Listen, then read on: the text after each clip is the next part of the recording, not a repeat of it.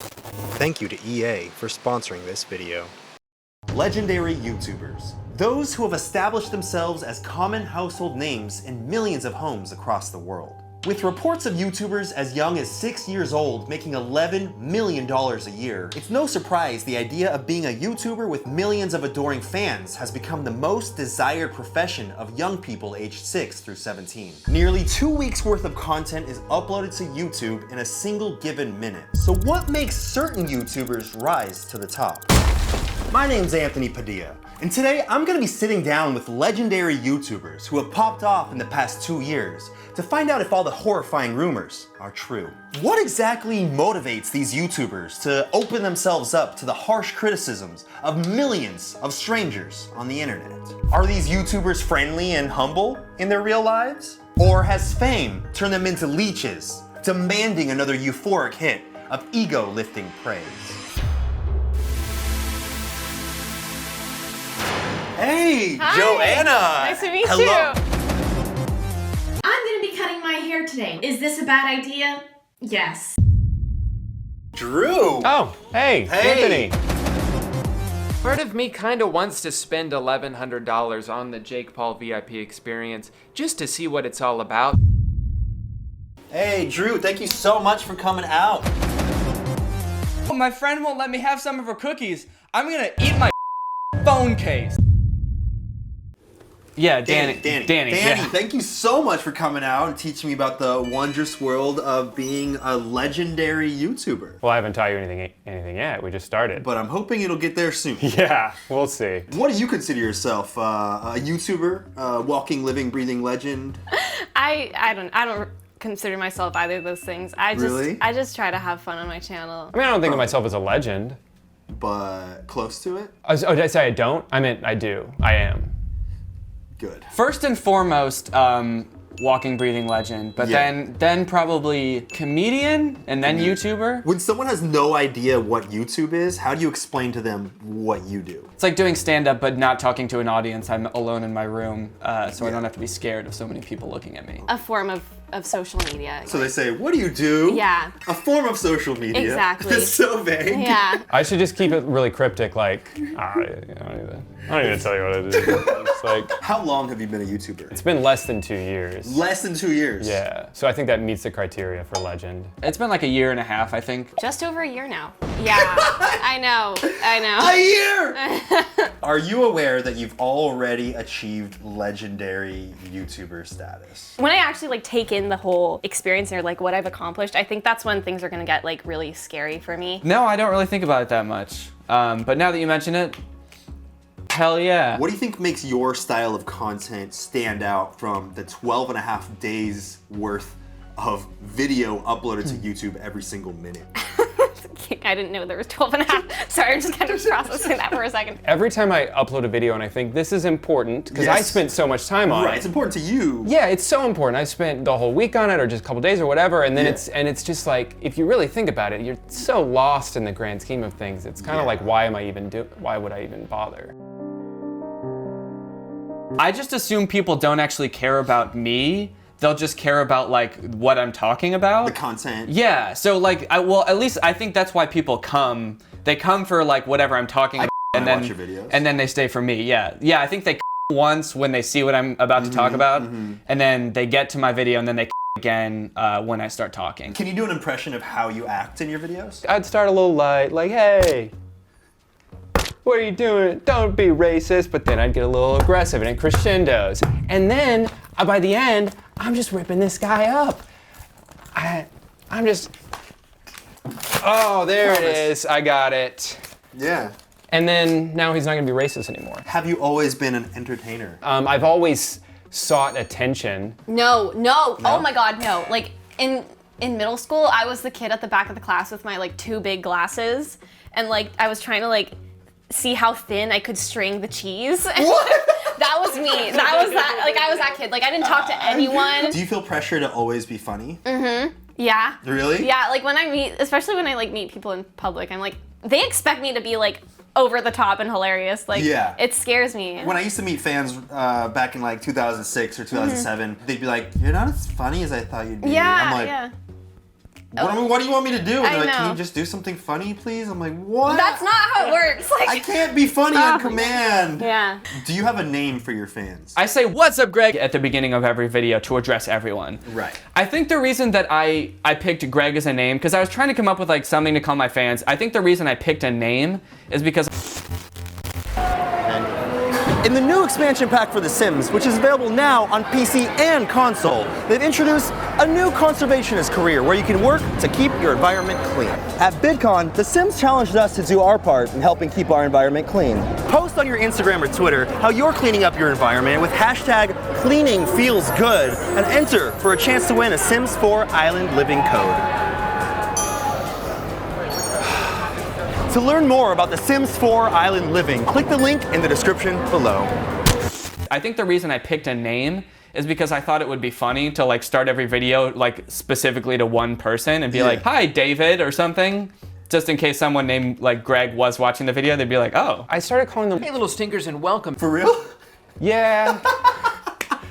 It was just one video. I was like, I just called them little stinker. Like I just said it. And then my next video, I jokingly was like, "That's what I'm gonna call my fans now." Yeah. But then it just became a thing. I mean, you know, your fan base name might be a little embarrassing, but like, I'm glad you don't know mine. Oh, is it Padilla?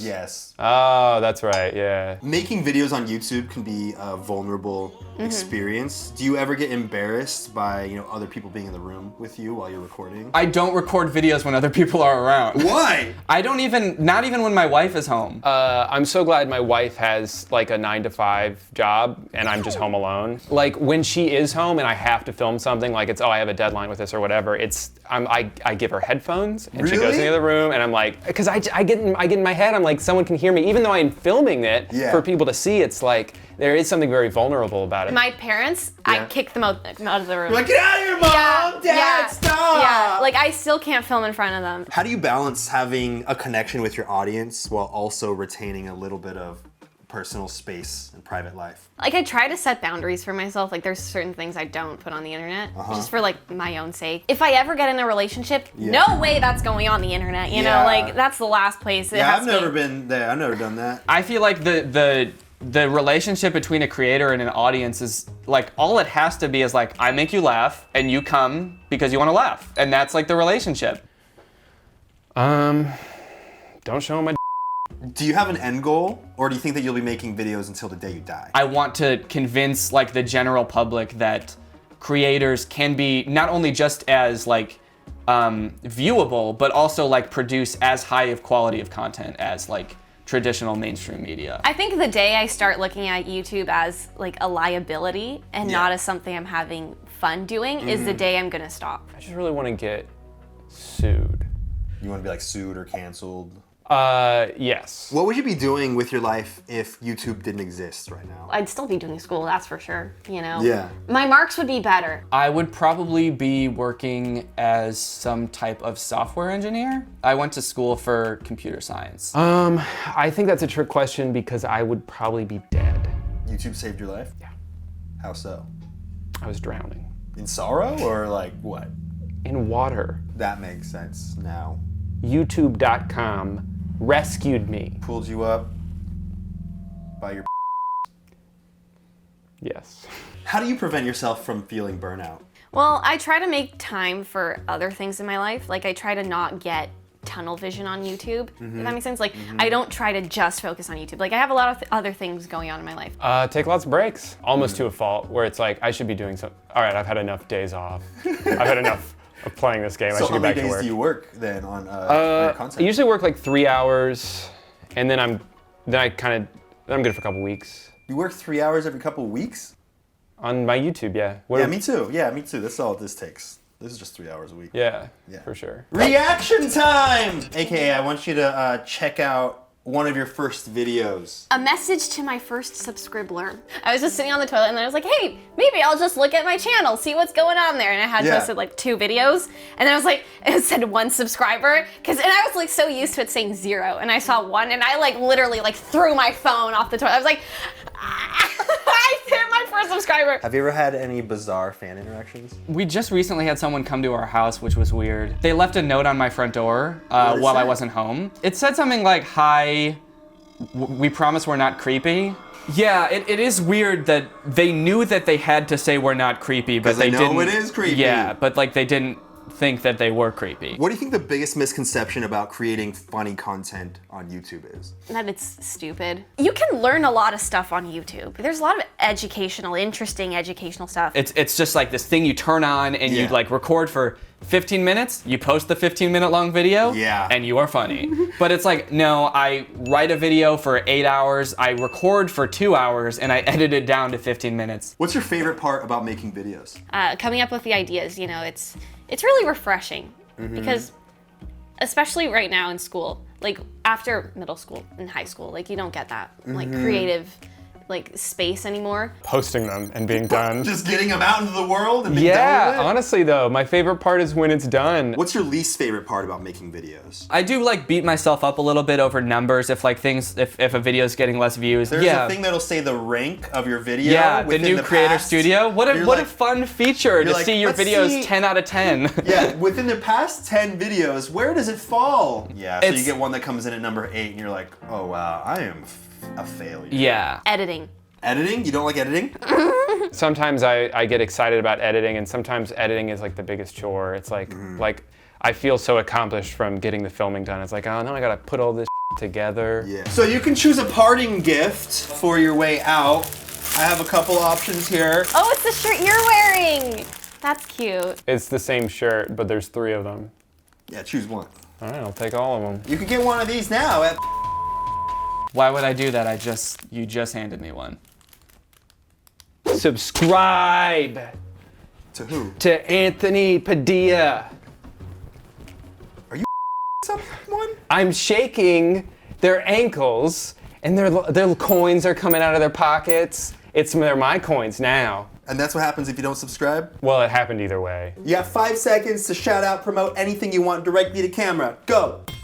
Drink water, save the bees, and plant trees. YouTube.com/actual Danny Gonzalez. That's me. Those are my videos. Watch them right now. Please subscribe to my YouTube channel. It's youtube.com/UX67. Thank you so much, Drew. Thank I feel you. like I fully understand the wondrous world of being a legendary YouTuber. After spending the day with these fellow YouTubers, I've learned that I'm not alone in the day-to-day hardships of being a YouTuber. And I'm not alone in the thrill and excitement that comes from this either. Whether they came from Vine or have been uploading on the platform for nearly 14 years like myself, YouTube is an incredible community powered by creators and, most of all, community. See you later, bye guys. Press a like.